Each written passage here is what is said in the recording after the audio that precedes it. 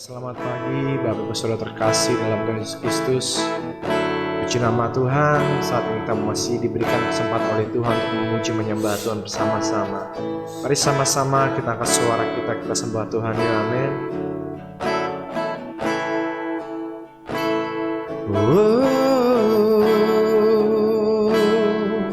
Sembah Engkau Yesus, ku sembah Engkau Tuhan Yesus. Terima kasih Bapa, Kaulah yang baik Yesus.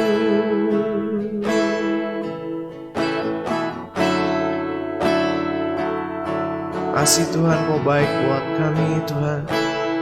Kau Allah yang setia buat setiap kami Tuhan. Kami memuji-Mu Tuhan.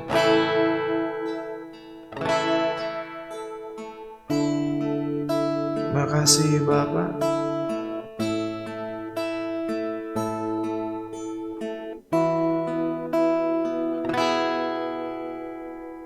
Harapanku di dalam-Mu, hanya Kau Yesus kuatku. Ku percaya ku aman dalam-Mu.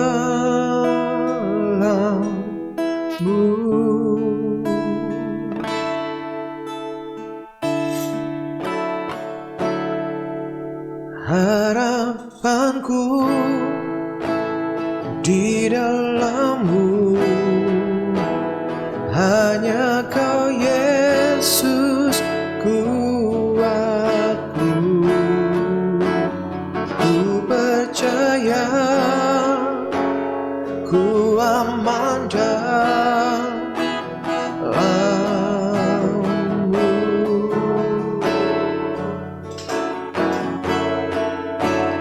Pernah gagal rencana-Mu, terangi hidupku, kuasa-Mu sempurna. Harapanku takkan hilang, sebab masa depanku Kau sediakan. Tak pernah gagal rencana-Mu, terangi hidupku, kuasa-Mu sempurna.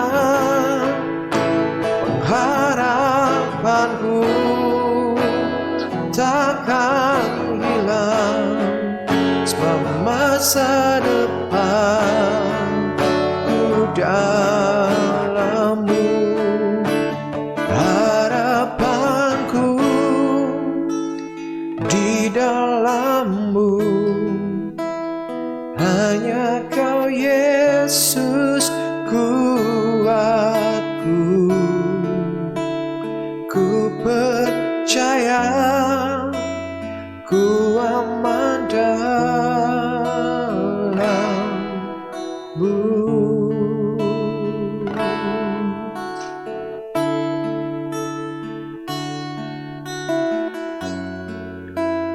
Kami aman di dalam-Mu, sebab ku milik-Mu.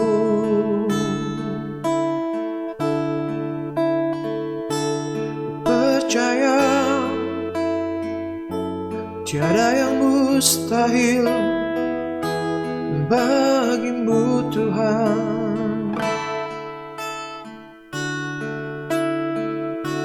Tak usah ku takut, tak usah ku cemas, sebab Kau menolongku.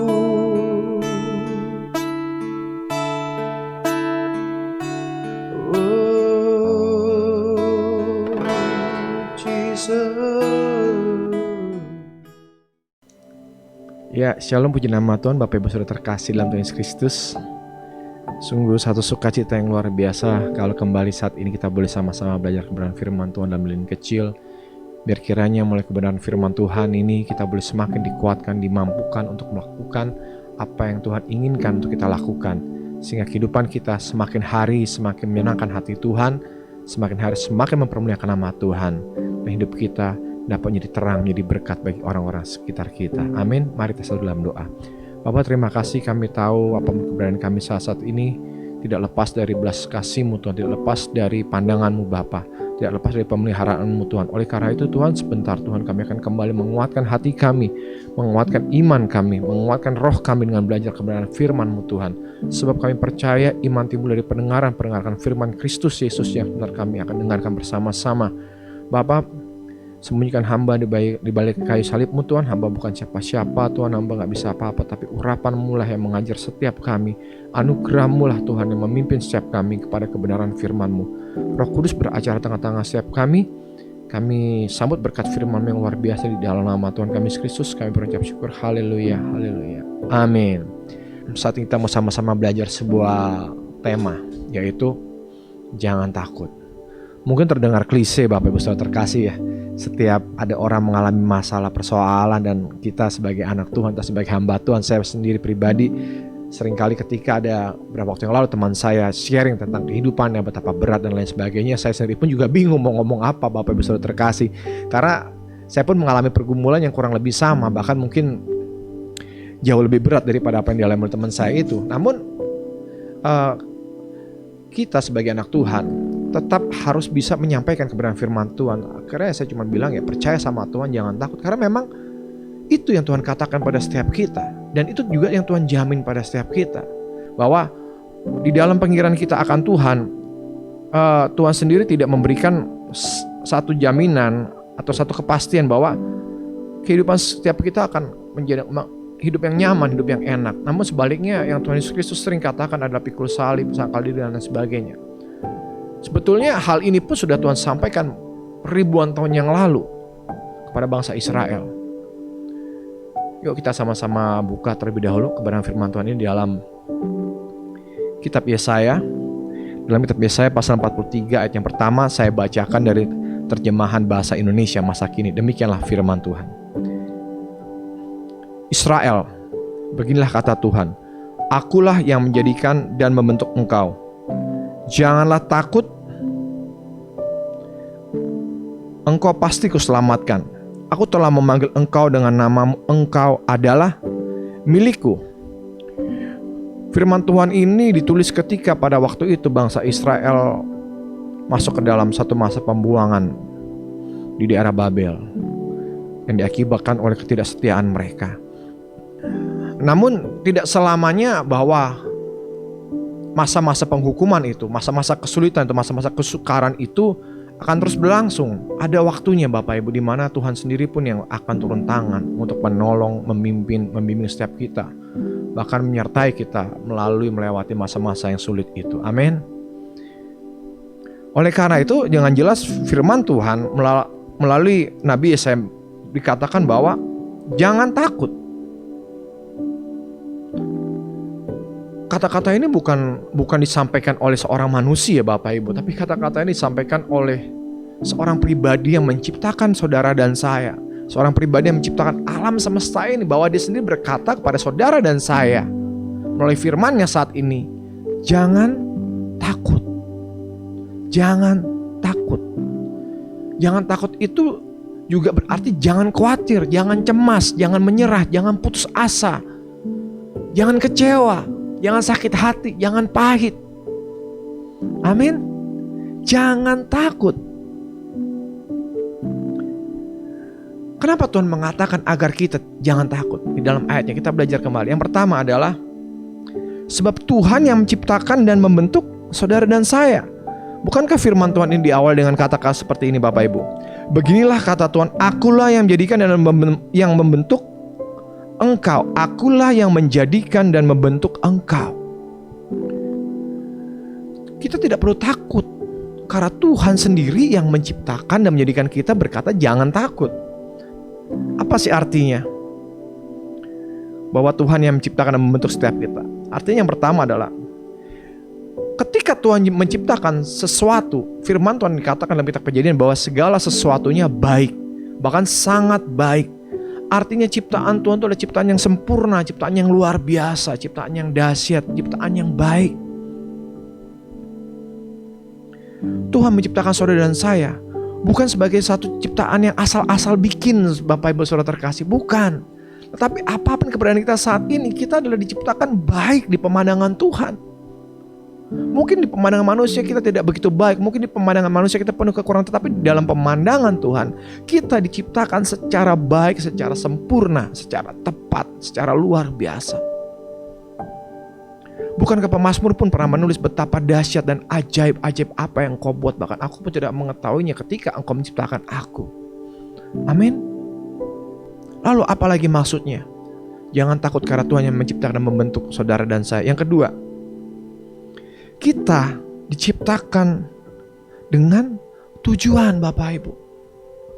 Kehadiran saudara dan saya di muka bumi ini, kalaupun sampai hari ini kita masih ada mengisi muka bumi ini, berarti masih ada tujuan Tuhan yang ingin Dia lakukan, kerjakan dalam kehidupan saudara dan saya.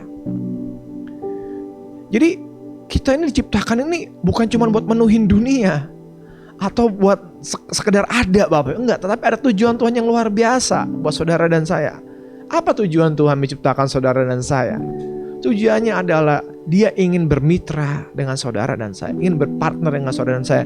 Dalam hal apa? Dalam hal mengelola isi dunia ini, mengelola hal yang sudah Tuhan percayakan kepada setiap kita, mengelola keluarga kita, mengelola keuangan kita, mengelola usaha kita, mengelola talenta-talenta yang sudah Tuhan percayakan kepada saudara dan saya. Itu tujuan Tuhan menciptakan setiap kita. Oleh karena itu kenapa kita mesti takut, kenapa kita mesti cemas, kita mesti khawatir? Karena kalau kita masih ada saat ini, sekalipun kita mengalami banyak masalah, persoalan, pergumulan, itu semua ada tujuannya, ada maksudnya. Kalau Tuhan izinkan terjadi masalah, persoalan, pergumulan hidup, sakit, penyakit, atau apapun, semua itu ada tujuan, ada maksudnya. Untuk kemuliaan nama Tuhan, agar kita dapat mengelola kehidupan kita melalui masalah-masalah tersebut. Amin. Sehingga jangan takut, Bapak Ibu Saudara terkasih ya. Jangan cemas, jangan khawatir. Oke, yang kedua dikatakan apa lagi? Kenapa kita tidak boleh takut? Kenapa kita tidak boleh cemas? Kenapa kita tidak boleh khawatir? Yang kedua adalah Tuhan yang akan menyelamatkan kita. Dikatakan seperti ini, Engkau pasti ku selamatkan. Tuhan pasti menyelamatkan saudara dan saya. Menyelamatkan dari apa? Dari segala apapun di dunia ini yang berusaha merusak hubungan kita dengan Tuhan.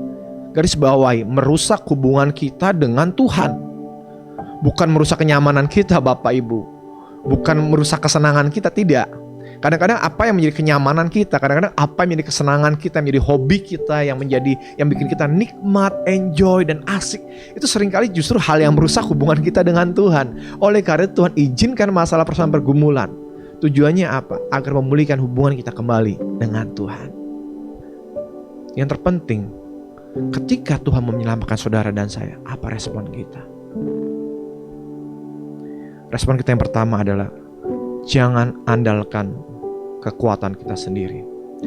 Yang dimaksud adalah mengandalkan cara berpikir kita, logika kita, pengalaman kita, tanpa kebenaran firman Tuhan. Contoh hal yang simpel. Ketika Tuhan izinkan kita, dan saya berharap sih jangan sampai Bapak Ibu ya, ketika Tuhan izinkan kita mengalami penyakit kanker stadium akhir, di mana semua dokter sudah angkat tangan, tentu kita udah gak bisa ngalahin kekuatan kita lagi. Oleh karena itu memiliki respon yang tepat, andalkan kekuatan Tuhan.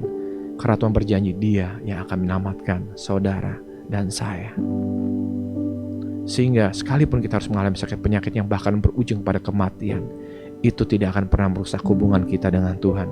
Tetapi sebalik itu akan semakin membuat hubungan kita dengan Tuhan semakin karib dan semakin intim.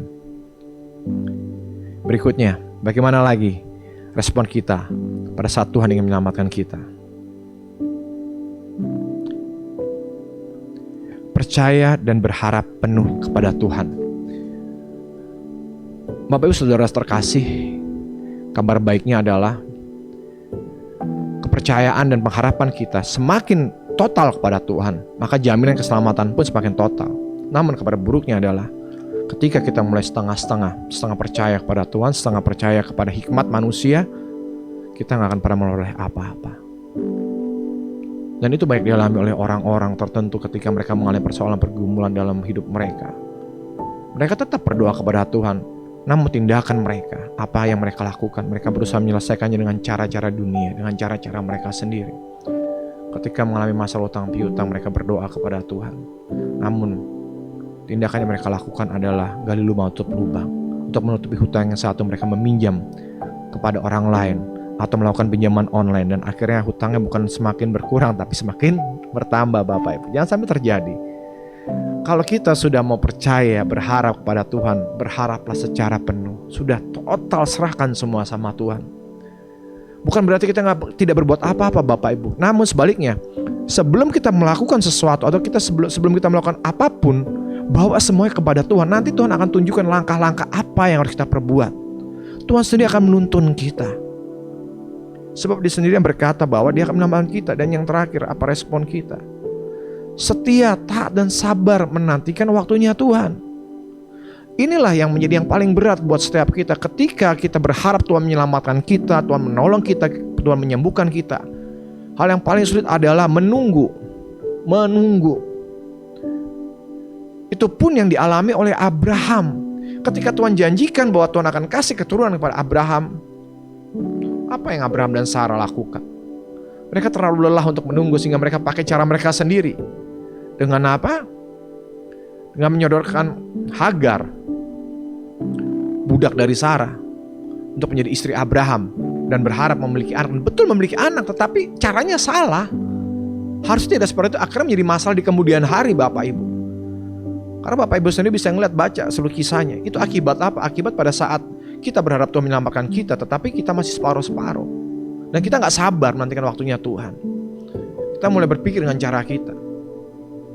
Namun buat orang yang sabar menantikan waktunya Tuhan, menantikan saatnya Tuhan, semuanya akan indah sempurna. Amin. Contohnya Yusuf. Berapa lama Tuhan proses Yusuf? Kurang lebih 13 tahun. Namun Yusuf menjalani dengan penuh kesabaran, dengan penuh ketaatan, dengan penuh kesetiaan. Siapa lagi Bapak Ibu Saudara terkasih? Ayub menanggung penderitaan yang begitu berat. Dengan ketaatan, dengan kesetiaan, menantikan waktunya Tuhan untuk menolong dia. Sekalipun seakan-akan tidak ada pertolongan dari manapun. Tetapi toh Tuhan pulihkan Ayub pada akhirnya, amin. Demikian pula dengan saudara dan saya. Tetap sabar aja nantikan waktunya Tuhan. Lakukan yang terbaik saat ini sekalipun engkau belum lihat hasilnya. Pekerjaankah, pelayanan-kah, studikah, apapun lakukan saja dengan yang terbaik. Sekalipun seakan-akan hasil yang gak ada, seakan-akan percuma Bapak Ibu. Tapi ketika kita percaya pada Tuhan, menantikan waktunya Tuhan dengan taat dan tetap setia melakukan apa yang sudah Tuhan percayakan kepada setiap kita, ketika waktu Tuhan itu datang, kemuliaan itu akan dinyatakan. Dan Tuhan adalah Tuhan yang setia, bukan Tuhan yang berdusta. Dia akan menepati janjinya. Amin. Oke, yang terakhir. Kenapa Tuhan katakan agar kita jangan takut? Yang terakhir, yang ketiga. Karena apa? Kita ini milik kepunyaan Tuhan. Ini adalah kata-kata yang saya paling suka. Kata-kata yang begitu romantis, yang begitu menghibur saya secara pribadi. Dan saya berharap kata-kata juga boleh menguatkan saudara dan saya. Menguatkan setiap kita ketika Tuhan mengatakan bahwa Aku telah memanggil engkau dengan namamu. Berapa banyak penduduk di dunia ini Bapak Ibu Saudara terkasih? Ada miliaran orang di dunia ini, tetapi Tuhan memanggil dengan nama satu persatu. Dan Tuhan ingat semua nama anak-anaknya. Sekalipun jumlahnya miliaran. Dan Tuhan mengatakan, engkau adalah milikku. Sadari kita ini milik Tuhan. Konsekuensinya apa kalau kita menjadi milik Tuhan? Yang pertama, jangan hidup sembarangan. Yang kedua, jaga kehidupan kita agar kita memiliki hidup yang berkenan kepada Tuhan.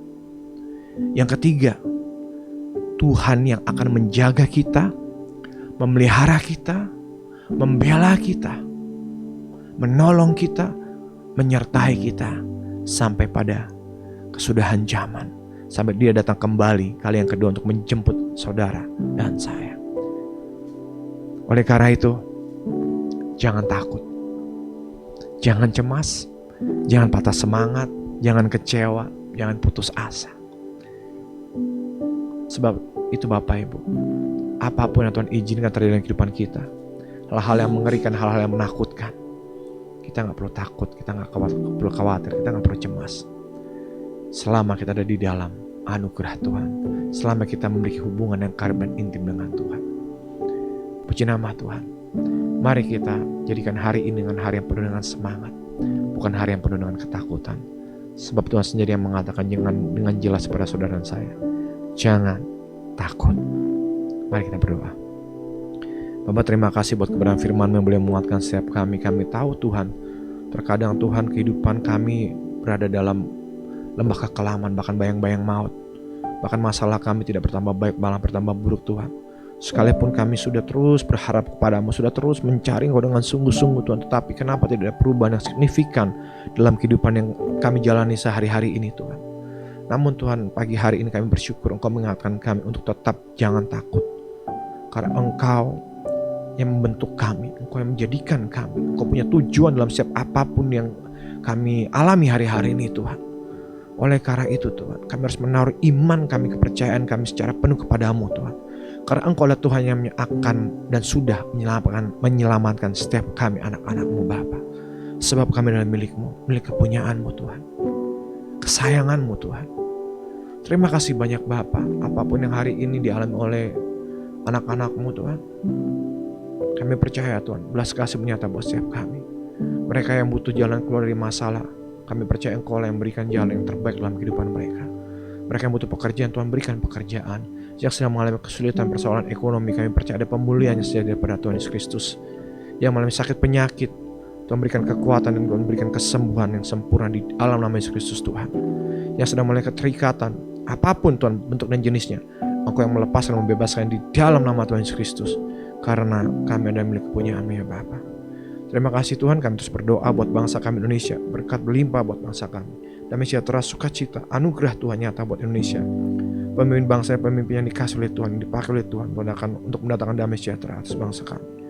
Bapak, terima kasih buat semuanya, terima kasih buat segala sesuatu. Engkau lah Allah kami yang baik, sungguh baik, sangat baik buat setiap kami ya Tuhan. Dan kami akan akhiri Tuhan ibadah kami pada saat ini dengan doa yang Tuhan Yesus ajarkan sendiri.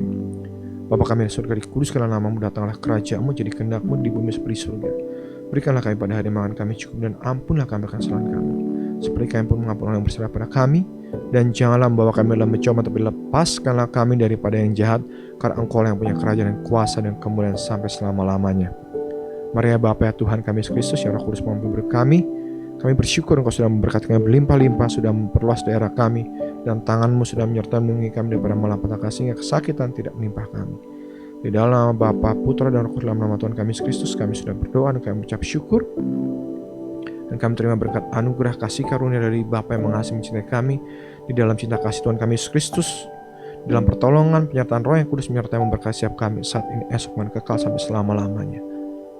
Di dalam nama Bapa, Putra, Kudus kami sudah berdoa mengucap syukur. Haleluya. Amin. Selamat beraktivitas, tetap semangat. Yehova Immanuel, Tuhan Yesus Kristus memberkati.